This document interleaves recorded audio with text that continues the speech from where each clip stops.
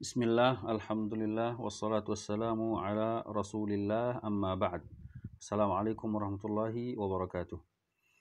Talibati al-fadilat, darsuna al-yawm al-balaghah wa nahnu fi safhati at-tasi'ah wal 20. Kita lanjutkan apa yang sudah kita bacakan sebelumnya dan sampai halaman 29. اليوم سنقرأ في هذه الصفحة في موضوع صفات الأسلوب. Kalian lihat halaman 29 ada judul kajiannya adalah Sifatul Uslub. Naam, al-uslub sebagaimana sudah disebutkan sebelumnya dan sudah kalian lalui tes MIT, ada pertanyaan al-uslub, tariqatu ikhtiyar al-alfaz dan seterusnya, cara memilih kata-kata dan menyusunnya dan seterusnya. Maka ada pertanyaan, ma hiya sifatul uslub? Kalau begitu, apa sifat daripada uslub? Apa karakter daripada uslub? Uslub kan cara memilih kata-kata untuk menyusunnya, untuk disusun dalam sebuah tulisan ataupun syair ataupun apapun bentuknya dalam kajian sastra. Taib. Hadha huwa su'al yani wa hadha huwa al-jawab. Ma hiya sifatul uslub? Apa saja yang menjadi sifat karakter daripada sebuah uslub yang digunakan dalam menyusun karya berupa syair ataupun kitabah, khitabah dan lain sebagainya. Maka di sini ya talibatil fadilat pada halaman 29 dan seterusnya kita akan melihat ada 1, 2, 3, 4, 5. Kita akan baca satu-satu, kemudian kita akan jelaskan setelahnya. Kalian lihat di sini sifatul uslub 1 adalah al-wuduh. Al-wuduh ya talibat min kalimati wadih. Wadih ini jelas. Sebentar kita jelaskan. Yang satu adalah al-wuduh, yang kedua al-quwwah. Al-quwwah qawi yani quwwah, kuat. Jadi kata-kata yang digunakan dalam sebuah karya itu harus quwwah. Yani qawiyah. Al-quwwah ini masdar. Qawi fa'il atau sifah musyabbahah. Yani bermakna fa'il, pelaku, qawi. Kalau quwwah masdarnya. Mungkin istilah istilah dalam bahasa Inggris powerful. Jadi kalimatnya itu memiliki kekuatan. Al-quwwah. Sebentar lagi kita kembali ke sini dan kita jelaskan insyaallah kalau ada waktu. Yang ketiga, halaman 30 di sini ya talibat. Yang ketiga, sifatul uslub itu harus al-jazalah war-riqqah. Al-jazalah masdar dari jazil. Kalian kadang-kadang mengatakan syukran jazilan. Jazil yakni kathiran atau qawiyan. Kata jazalah dengan quwwah sebelumnya yang nomor 2 itu mirip sebenarnya, ada kesamaannya. Jadi al-quwwah kekuatan, powerful, dan juga jazalah juga kekuatan. Atau dengan kata yang lain keras. Keras. Ada sifat keras bagi kata. Kata itu keras. Keras lawannya adalah riqqah. Dengan mengetahui lawannya akan kalian paham maksud sebuah kata. Wa bididdiha tatamayyazul asya. Dengan lawan itu akan menjadi jelas apa yang diinginkan. Ar-riqqah kalian paham. Ar-riqqah dari kata ar-raqiq, yani lembut. Berarti lawannya lembut adalah keras. Nanti dijelaskan kok bagaimana maksud daripada kalimat ataupun kata itu keras. Kita lanjutkan dulu, ini sampai 5 ya talibat. Yang keempat, al-wahdah al-udwiyah. Al-wahdah dari kata wahid, satu. Wahdah yakni kesatuan begitu. Kesatuan yang tak terpisah itu wahdah. Al-udwiyah yakni dari kata a'dha. Udwun a'dha. Udwiyah masdar. struktur ya, bentukan begitu atau struktur. Jadi kesatuan terstruktur begitu maksudnya. Atau struktur yang menyatu, al-wahdah al-udwiyah. Nah, nanti persisnya dijelaskan lagi insyaallah. Yang terakhir pada sifatul uslub adalah at-tab'u was-san'ah. At-tab'u was-san'ah. At-tab'u ya talibat artinya adalah alami. Jadi kata tabi'ah, tabi'ah ini alam. At-tab' alami. Atau bahasa lainnya adalah apa adanya. Tab'u itu adalah apa adanya. Lawan daripada apa adanya adalah as-san'ah. San'ah berarti maksa, tidak apa adanya, atau bahasa lainnya adalah dibuat-buat. Dari kata san'ah membuat, as-san'ah ini dibuat-buat. Dibuat-buat itu tidak sama dengan apa adanya. Jadi at-tab' lawan katanya as-san'ah. Sama seperti yang nomor 3 tadi, maksudnya ada al-jazalah, ada ar-riqqah, itu berlawanan. Maka seperti itu yang nomor 5, at-tab' dengan as-san'ah berlawanan. Taib, itu hanya 5 di sini. Kalian lihat dari sampai halaman 31 itu hanya 5 sifatul uslub yang disebutkan. Idza jaa as-su'al ya talibat, seandainya ada pertanyaan, ma hiya sifatul uslub? Apa saja sifatul uslub? Maka jawabannya 1, 2, 3, 4, 5. Jawabannya sifatul uslub ada 5. Naam. Al-wuduh, al-quwwah, al-jazalah war-riqqah, al-wahdah al-udwiyah, dan at-tab'u was-san'ah. Taib. Itu ringkasnya. Wal'an sanati ila syarhihi qalilan. Kita coba jelaskan satu-satu dan kita lihat saja. Kita akan jelaskan secukupnya insyaallah. Yang pertama al-wuduh. Mal maqsud bi al-wuduh? Indama taqra'u abyad Syauqi. Ketika engkau membaca bait-bait syairnya Syauqi, ingat bait-baitnya Syauqi yang sudah kalian jawab dalam ujian kemarin tentang as-sahifah, tentang as-sahifah. Beliau mengatakan likulli zamanin madha ayatun wa ayatu hadzal zamani as-suhuf, dan seterusnya. Ketika engkau baca itu, fa inna ma'aniyaha ta'ti ila dhihnika duna ta'ab.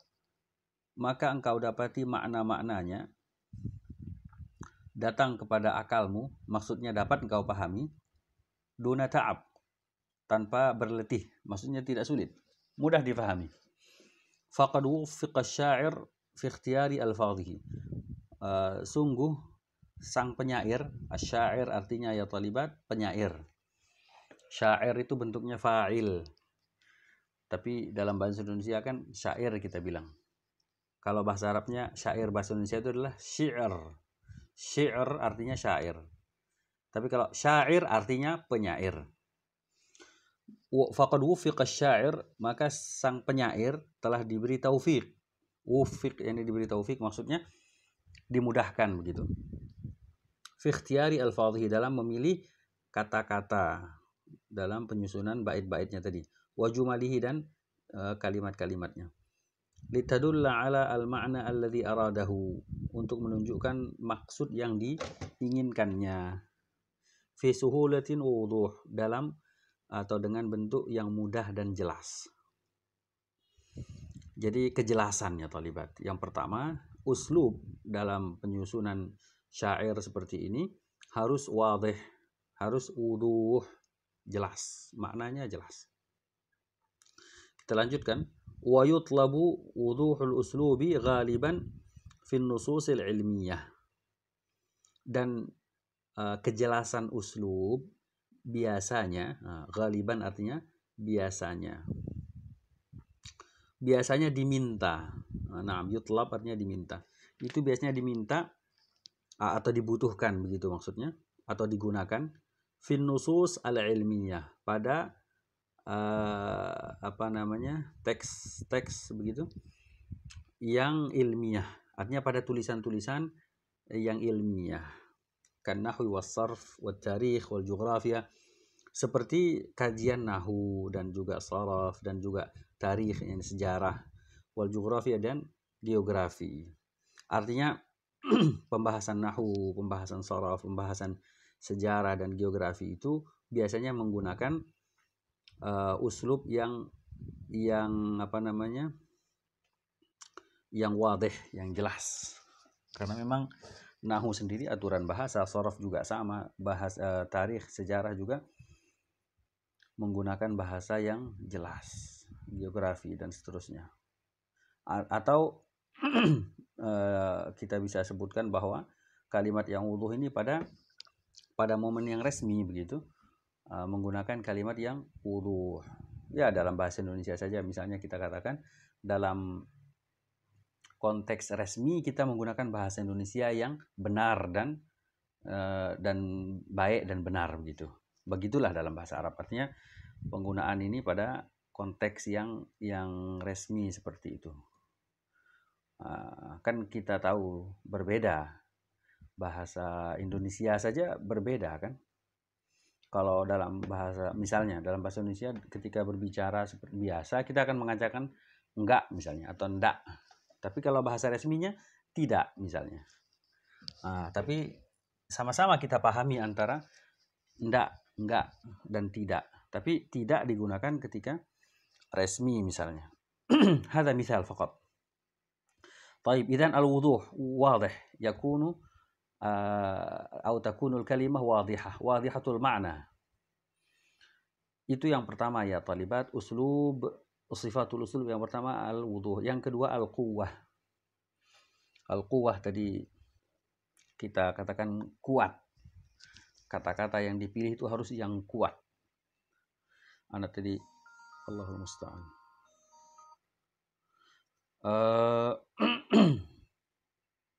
Yang kedua al-quwwah. Al-quwwah yakni kuat. Kata-kata harus kuat. Powerful anak katakan tadi. Jadi memiliki kekuatan pada kata. Coba kita baca penjelasannya. Yuqsadu bil quwwah qudratul adib 'ala at-ta'thir fi nafsil qari' aw as-sami'. Dimaksudkan dengan kuat adalah qudratul adib, kemampuan seorang sastrawan, 'ala at-ta'thir, untuk memberi pengaruh, fi nafsi al-qari, pada diri si pembaca, aw as-sami', atau pendengar. Jadi dimaksudkan dengan kuat adalah kemampuan. Jadi bukan semata-mata istilahnya ada pembedaan antara kata-kata kuat dan kata-kata lemah. Bukan semata-mata itu sebenarnya. Tapi maksudnya adalah qudratul adib, kemampuan seorang sastrawan untuk memberi pengaruh. Berarti bisa saja kata-kata yang biasa, tetapi nanti kita lihat bagaimana caranya menyusun kalimat supaya kuat. Sehingga memberi pengaruh pada orang yang membaca dan atau orang yang mendengar.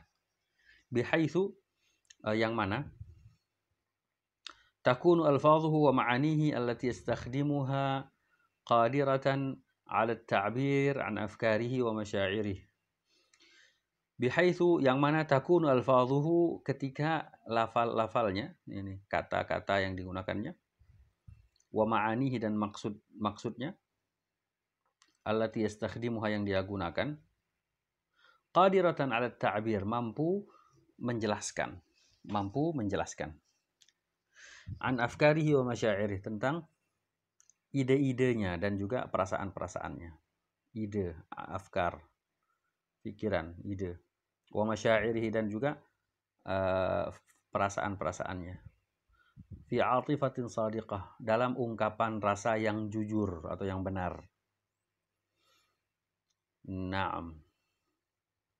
Apa yang kita baca barusan ringkasnya adalah, jadi al-quwwah dimaksudkan itu adalah kemampuan seorang sastrawan memberi pengaruh dalam karyanya. Naam. Wa minal wasail allati yastakhdimuha al-adib li tahqiq quwwatil uslub. Di antara wasilah, cara, di antara wasilah ataupun cara yang digunakan oleh seorang sastrawan untuk merealisasikan ditahqiq, untuk merealisasikan quwwatil uslub, kekuatan uslub yang dia gunakan adalah sebagai berikut. Yani alif, ba, jim. A, B, C. Ada 3 yang disebutkan di sini. Dan ini kita akan selesaikan yang nomor 2 ini saja. Insya Allah. Adapun yang tersisa 3, 4, 5 insya Allah kita lanjutkan di kesempatan depan. Taib, apa saja yang bisa digunakan oleh seorang penulis begitu atau seorang sastrawan dalam merealisasikan kekuatan uslub? Yang pertama isti'mal al-kalimat isti'malan majaziyan. Menggunakan kata-kata dengan penggunaan yang kiasan, menggunakan kata kiasan, pengungkapan kiasan majaz. Berarti tadi seperti kita bilang bahwa kuat yang dimaksud bukan berarti semata-mata ada kata-kata yang kuat, ada yang tidak kuat, tetapi maksudnya adalah lebih ke kemampuan, metode, cara, kemampuan seorang sastrawan dalam menyusun. Taib. Idza iqtada al-halu dzalik, tapi kalau itu dibutuhkan. Jadi bukan juga maksudnya semua karyanya pakai majaz, semua istilahnya karyanya itu full 100% majaz. Itu juga enggak bagus. Enggak bagus kalau dibutuhkan saja. Ketika dibutuhkan maka itu menguatkan kata-kata. Yang kedua, B, taqdim ma haqquhu ta'khir. Mengedepankan apa yang seharusnya di belakang. Taqdim mengedepankan ma haqquhu, apa yang seharusnya at-ta'khir, dibelakangkan, minal kalimat, dari kata-kata. Artinya seharusnya di depan tapi dijadikan di belakang. Seharusnya di belakang dijadikan di depan. Litahqiq hadafin balaghi, untuk merealisasikan tujuan keindahan bahasa. Balaghah, keindahan bahasa. Taqdim ma haqqu ta'khir ya talibat. Banyak contoh taqdim ma haqqu ta'khir, dan di Al-Qur'an juga digunakan itu. Taqdim ma haqqu ta'khir, dan bahkan juga memiliki dampak terhadap makna nanti. Mungkin anak kasih contoh yang sederhana saja. Ketika anak mengatakan misalnya aku menginginkanmu, misalnya ana uriduk, itu kalimat biasa. Ana uriduk. Naam. Itu kalimat biasa. Bisa di taqdim ma haqquh ta'khir di situ. Kan harusnya ana dulu baru uridu, kemudian dhamir ka atau ki misalnya. Caranya dikedepankan ka atau ki-nya sehingga akan berbunyi misalnya kalau uriduki berarti anti man urid, atau anti allati urid. Dikedepankan antinya padahal harusnya di belakang tadi. Aku menginginkanmu. Kalau diterjemahkan kamulah yang aku inginkan, itu memiliki makna yang berbeda. Ada penekanan di situ bahwa kamu itulah yang diinginkan misalnya. Keinginannya sama tapi penekanan pada objeknya. Contoh yang lebih pas dari Al-Qur'an, Allah Subhanahu wa taala berfirman di surat Al-Fatihah, iyyaka na'budu wa iyyaka nasta'in. Hanya engkaulah, kepada engkaulah ya Allah, kan begitu, kami menyembah.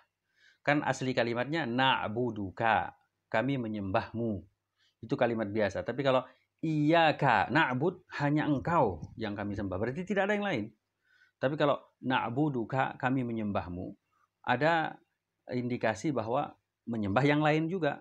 Kami menyembahmu dalam kurung dan yang lain, kan begitu. Ada kemungkinan maksudnya. Tapi kalau iyyaka, hanya engkau, tidak ada kemungkinan yang lain. Itu taqdim ma haqquh ta'khir. Maka menjadi indahlah kalimat ketika yang harusnya di belakang dikedepankan. Yang jim, yang terakhir ya talibat, dan kita sudahi di sini. Al-ijaz fit ta'bir, ringkas. Ijaz yakni artinya ringkas, tidak berpanjang lebar begitu. Pilih kalimat yang ringkas, itu lebih mengena daripada kadang-kadang panjang, membosankan dan tidak dipahami lagi maknanya. Al-ijaz fi ta'bir, ringkas dalam mengungkapkan. Idza kana al-maqamu yad'u ila al-ijaz. Apabila memang kondisinya, al-maqam yakni kondisinya mengharuskan itu, mengharuskan ringkas, al-ijaz. Nah, artinya ada kondisi lebih bagus panjang lebar dijelaskan, tapi ada kondisi lebih bagus ringkas. Nah, ketika itu maka berarti seorang adib, seorang mutakallim, seorang yang berbicara ataupun penulis, dia memperhatikan siapa yang mendengar, apa konteksnya, sehingga dia bisa menyesuaikan apakah ringkas lebih baik atau panjang lebar. Naam. Jadi ini yang dimaksud ya talibat. Coba kita baca baris terakhir.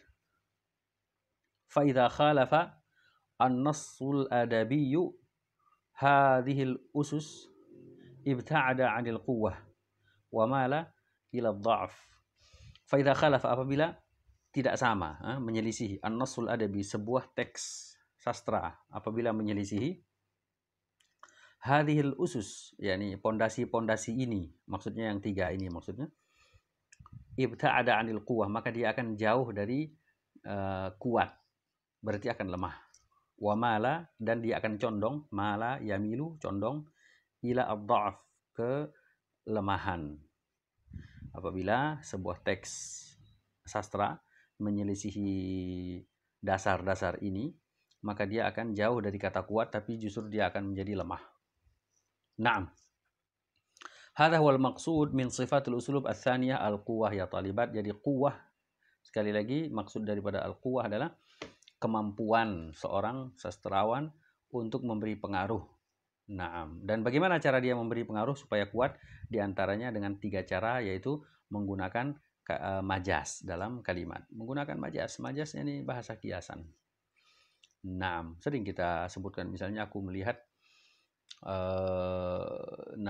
aku berjalan bersama rembulan misalnya. Rembulan di situ bahasa kiasan.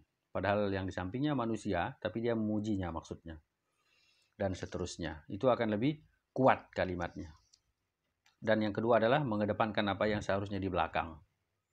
Nah, aku makan nasi misalnya. Ana akulu ar-ruz, itu kalimat biasa. Tapi kalau ar-ruz alladzi akulu, nasi yang aku makan, itu ada penekanan. Bahwa bukan masalah makannya, tapi nasinya yang aku makan. Bukan makan buah, bukan makan apa misalnya. Jadi ada kekuatan bahasanya di situ ketika dikedepankan apa yang harusnya di belakang. Yang terakhir al-ijaz, ini ringkas, tidak panjang lebar, sehingga lebih cepat dipahami. Wallahu ta'ala alam ya talibat. Arju an tafhamna ma syarahna fi hadzal yawm, wa baqiyat thalathatu sifat, yani atau thalathu sifat sanaqra'uha fi al-liqa'i al-ati insyaallah ta'ala. Wa syakarallahu lakunna wa barakallahu fikunna jami'an, wa as'alullaha an naltaqi fi al-liqa'il qadim. ونختتم هذا اللقاء بدعاء كفارة المجلس. سبحانك اللهم وبحمدك أشهد أن لا إله إلا أنت أستغفرك وأتوب إليك. السلام عليكم ورحمة الله وبركاته.